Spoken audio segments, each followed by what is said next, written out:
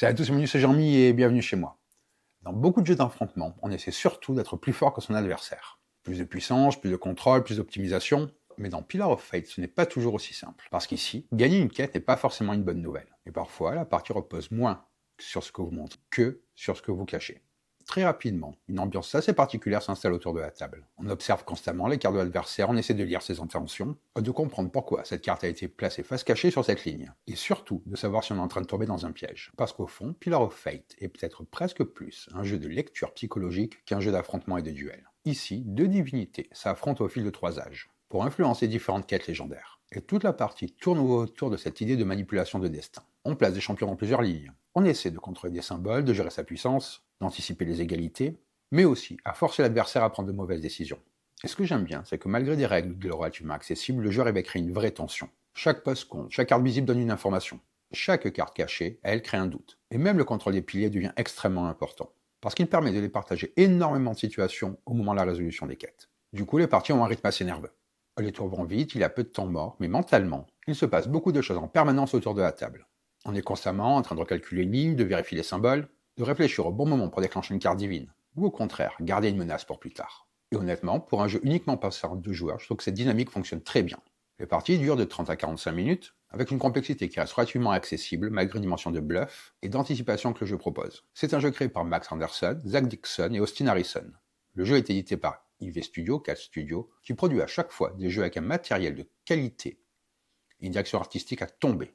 Les illustrations du jeu sont de Harry Conway, et des illustrations qui renforcent ce côté duel mystique entre force divine et champion mortel. Et avant de voir comment toutes ces mécaniques s'articulent réellement pendant une partie, on va regarder ensemble comment fonctionne le jeu, comment se déroulent les 3 âges, et surtout pourquoi chaque décision peut complètement faire basculer une quête. Allez, on va voir comment ça se passe autour de la table. On va d'abord prendre le temps de voir ensemble comment le jeu fonctionne réellement autour de la table.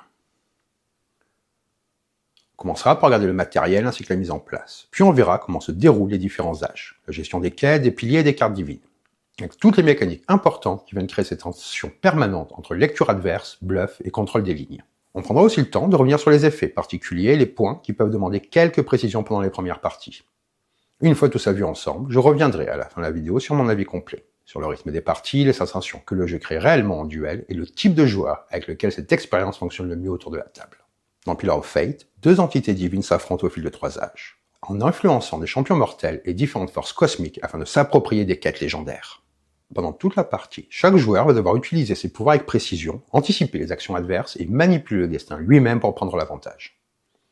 L'objectif est simple, accumuler le plus de points de victoire, appelé ici du renom, avant la fin du 3e âge.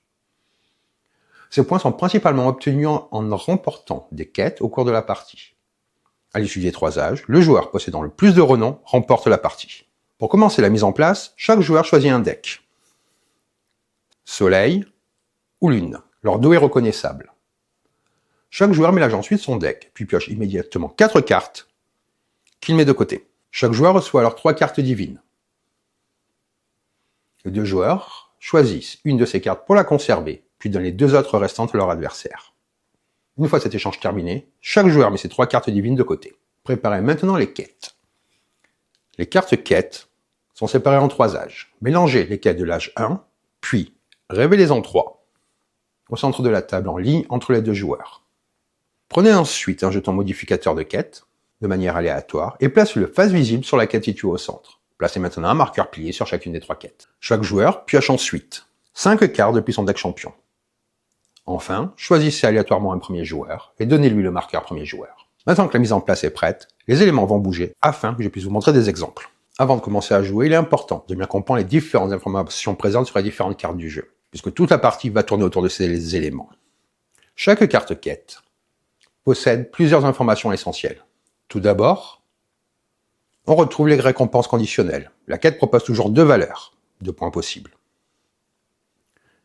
Les symboles oméga représentent du renom positif, tandis que les symboles de fossiles représentent du renom négatif. Chaque quête possède 2 chemins de résolution.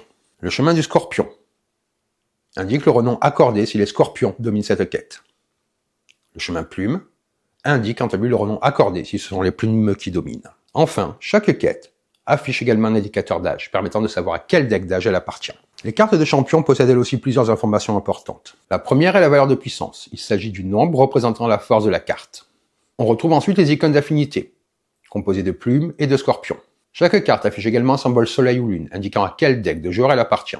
Les icônes affichées sur la partie gauche servent simplement de rappel visuel lorsque la carte est en main. Une partie de Pillar of Fate se déroule en 3 âges. Pendant chaque âge, les joueurs vont jouer chacun leur tour des cartes depuis leurs mains afin d'influencer les 3 lignes de quête présentes au centre de la table. L'objectif est de contrôler ces différentes quêtes au bon moment pour obtenir le plus de renom possible. Un âge prend fin lorsque les 3 lignes de quête sont entièrement remplies. À votre tour, vous devez d'abord jouer une carte dans l'une des 3 lignes de quête. Chaque ligne peut normalement contenir jusqu'à 3 cartes par joueur, sauf si un effet de carte ou un modificateur de quête change cette limite. Dans chaque ligne, un seul emplacement peut contenir une carte face cachée par joueur. Là encore, sauf indication contraire. Lorsque un joueur est le premier à placer une carte face visible dans une ligne, il prend immédiatement le pli correspondant et le déplace de son côté. Une fois votre carte jouée, vous piochez ensuite jusqu'à avoir de nouveau 5 cartes en main. Par exemple, avec ce modificateur-là, seulement 2 cartes pourraient être mises de chaque côté. Chaque joueur ne peut mettre donc qu'une seule carte face cachée, et comme ceci, je bougerai le pilier de mon côté, car je suis le premier à jouer une carte face visible. Parlons maintenant un petit peu des cartes divines. Au cours de chaque âge, un joueur doit jouer une carte divine une seule fois. Ces cartes possèdent des pouvoirs spéciaux capables d'influencer fortement le contrôle d'une ligne, voire parfois des lignes adjacentes. Lorsque vous décidez d'utiliser une carte divine, vous pouvez choisir librement parmi vos 3 cartes divines non encore jouées. Certaines cartes divines doivent obligatoirement être jouées face visible. Cela est indiqué par une icône spécifique. La majorité des cartes divines peuvent cependant être jouées face cachée.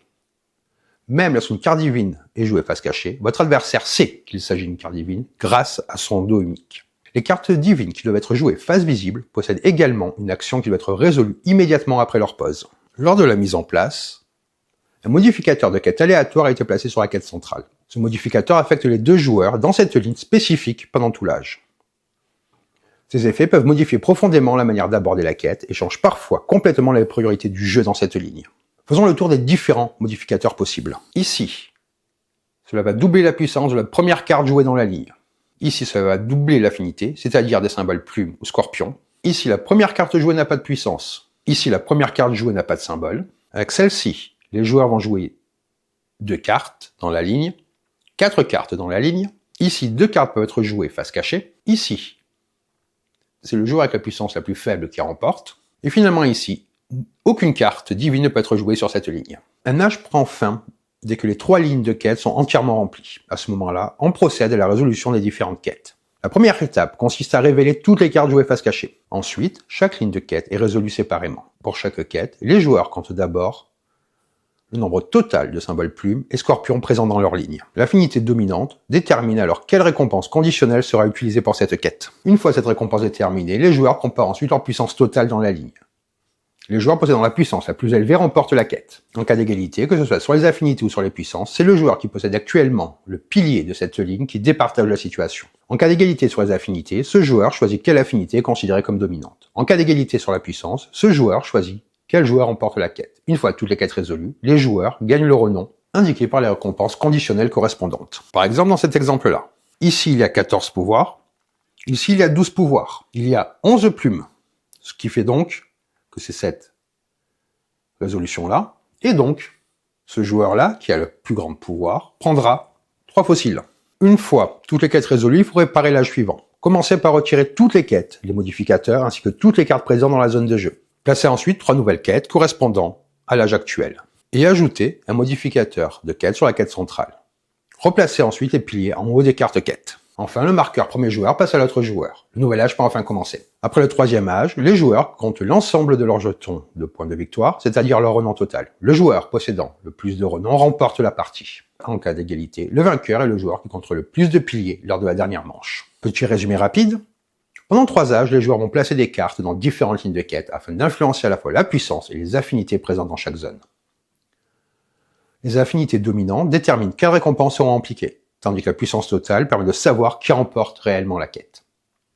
Les cartes face cachée, les cartes divines et le contrôle des piliers jouent tous un rôle essentiel dans les décisions et les égalités. Au fil des âges, les récompenses deviennent de plus en plus importantes, rendant les derniers affrontements particulièrement décisifs. Avant de gagner une quête, il faut d'abord vérifier si sa récompense est réellement avantageuse, puisque certaines conditions peuvent faire perdre du renom. Les cartes jouées face cachée permettent aussi de brouiller les informations et de pousser l'adversaire à faire de mauvais calculs. Le contrôle des piliers est extrêmement important, notamment parce qu'il permet de départager les égalités. Il faut également trouver un équilibre entre la recherche de la puissance brute et la manipulation des affinités plumes et scorpions. Enfin, les récompenses des âges avancés deviennent plus importantes, ce qui rend les derniers âges souvent déterminants pour la victoire finale. Avant de passer à mon ressenti complet sur le jeu et sur les sensations qu'il crée réellement autour de la table, si vous aimez ce genre de contenu autour du jeu de société, avec des explications complètes et des avis vraiment centrés sur l'expérience de jeu, vous pouvez évidemment vous abonner à la chaîne et me dire en commentaire ce que vous pensez de Pillars of Fate, ou simplement le type de duel que vous aimez retrouver dans ce format de jeu. Vous aurez également sur la page principale de YouTube tous mes réseaux. Vous pouvez également activer la cloche pour être tenu au courant de toutes les vidéos lorsqu'elles sont disponibles. Tout cela aide vraiment la chaîne. Vous avez dans la description de la vidéo la table sur laquelle j'ai filmé ainsi que les accessoires que j'utilise lors de cette vidéo. Et maintenant, on va revenir plus en détail sur ce que le jeu propose réellement une fois les premières parties derrière nous. Allez, on retourne s'asseoir. Ce que j'ai vraiment apprécié avec Pillars of Fate, c'est la manière dont le jeu arrive à créer énormément de tension avec finalement très peu de règles. On est sur quelque chose qui paraît assez simple lorsqu'on explique le fonctionnement global. On pose des cartes en 3 lignes, on essaie de résoudre des quêtes, on manipule le symbole et la puissance. Mais une fois autour de la table, le jeu est beaucoup plus psychologique que ce qu'il n'y paraît au premier abord. Très rapidement, on commence à observer chaque placement adverse avec énormément d'attention. Parce qu'ici, tout compte. Le choix de jouer une carte face visible ou face cachée, le moment où on décide d'utiliser une carte divine, le fait de prendre le contrôle d'un pilier ou non. Même une petite différence de symbole peut complètement changer la récompense d'une quête à la fin. Et c'est justement ce que j'ai trouvé très intéressant dans les sensations proposées par le jeu. On n'est pas simplement dans une montée de puissance classique. Il y a en permanence cette idée de lecture de l'adversaire et de manipulation d'informations. Les cartes jouées face cachée jouent énormément dans cette dynamique. Comme certaines lignes ne vont accepter qu'une seule carte face cachée, chaque pose devient presque une menace implicite. On essaie constamment de deviner si l'adversaire cache une énorme puissance, un changement d'affinité, ou simplement un bluff, qui cherche à nous pousser à investir plus sur une ligne. Du coup, même si les tours sont rapides, il y a une vraie tension mentale permanente à chaque tour. J'ai également trouvé particulièrement intelligent le système de piliers pour un jeu de ce format. Sur le papier, ça peut paraître un simple outil de départage, mais dans les faits, ça influe énormément les décisions. Être le premier à poser une carte face visible sur une ligne, dans les faits, peut paraître anodin. Mais au fur et à mesure, on comprend à quel point son contrôle devient puissant, parce que les égalités commencent à apparaître, que ce soit sur les affinités ou sur la puissance. Et comme le jeu tourne justement autour de calculs assez serrés, ces situations arrivent plus souvent que vous ne le pensez. Cela crée une dynamique où l'initiative devient presque une ressource. Les cartes divines apportent aussi une vraie personnalité au système. Le fait de ne pouvoir en jouer qu'une seule par âge rend leur utilisation très importante. On ne les place jamais au hasard. Certaines modifient directement les valeurs. D'autres manipulent les symboles, certaines créent de nouveaux espaces de bluff, ou viennent perturber complètement les calculs adverses. Ce que j'aime bien, c'est que les pouvoirs restent totalement lisibles. Même lorsqu'ils sont puissants, ils s'intègrent dans le cœur du système, plutôt que de casser complètement les règles du jeu. On reste toujours dans cette logique de contrôle de ligne, de lecture adverse et de gestion des égalités. Le rythme des parties fonctionne aussi très bien avec sa structure en 3 âges. Chaque manche reste relativement rapide, mais les enjeux montent progressivement puisque la récompense devient de plus en plus intéressante. Cela crée une montée en tension naturelle tout au long de la partie. Les premiers âges servent surtout à lire l'adversaire, comprendre sa manière de jouer, observer comment il utilise ses cartes divines. Puis le dernier affrontement devient beaucoup plus tendu, parce qu'on sait que chaque erreur peut coûter énormément de renom. J'ai également aimé le fait que le jeu ne récompense pas systématiquement le fait de gagner une ligne. Certaines quêtes peuvent donner du renom en négatif selon l'affinité, et cela change complètement la manière de réfléchir. Parfois, on essaie moins de remporter une quête que de forcer l'adversaire à la remporter.